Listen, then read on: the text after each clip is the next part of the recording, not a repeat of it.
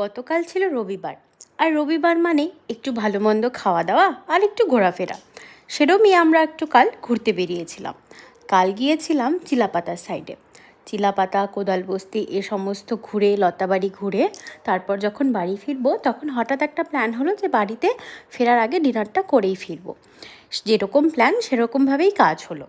আমরা নিমতি হাইওয়ে হয়ে আসার সময় ওখানে একটা ছোট্ট ধাবা মতো ছিল, সেখানে চিকেনও বিক্রি হয়। সেখান থেকে চিকেন কিনে সেখানেই রান্না করতে দিয়েছিলাম। আমরা মোটামুটি ওই 7-8 জন মিলে গিয়েছিলাম।